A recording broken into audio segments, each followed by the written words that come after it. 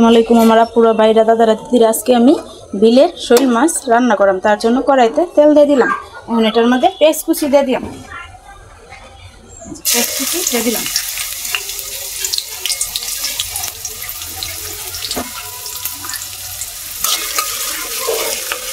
পেঁয়াজ কুচি দিয়ে দিলাম। হালকা একটু ভাজবাম। আমার হালকা ভাজা হয়ে গেছে। এখন এটার মধ্যে টমেটো কুচি দিয়ে দিলাম। টমেটোটি কিউব কিউব করে কেটে নিচ্ছি। এটি দিয়ে দিলাম।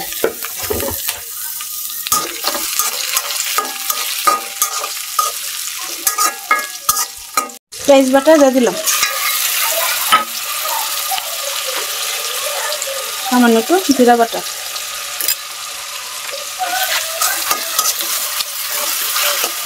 দুই মিনিট একটু ভাজবাম। এই পর্যায়ে ধনিয়ার গুঁড়ো 1 চামচ দিয়ে দিলাম। মরিচের গুঁড়া 3 চামচ মরিচের গুঁড়া দিয়ে দিলাম। হলুদের গুঁড়ো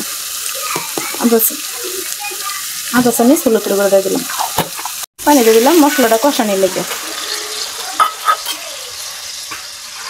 স্বাদ অনুযায়ী লবণ দিয়ে দিলাম। লবণের পরিমাপটা আমি চামচ দিতে পারি না, তার জন্য আধা দিয়ে দিলাম। এটা 5 মিনিট কষাই। আমার কষানো হয়ে গেছে। বিলের শৈল মাছগুলো দেখেন কত সুন্দর। আমি এটি দিয়ে দিলাম।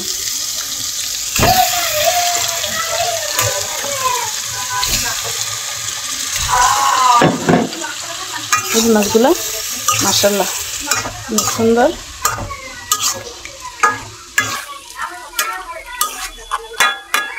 হয়ে গেছে। এখন মাছের লেগে ঝোলটা আমি দিয়ে দিলাম।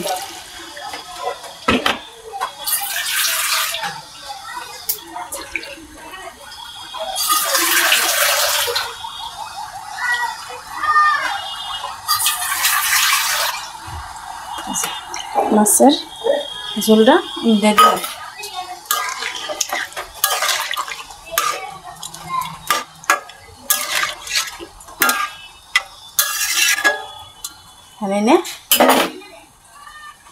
মধ্যে ফালটা করে রাখছিলাম কাঁচামরিচ দিয়ে দিলাম।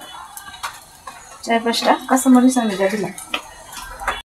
আমি ধনিয়া পাতা কুচি দিয়ে দিলাম। টাটকা মাছ তো তাই হালকা ঝুল ঝুল রাখবো।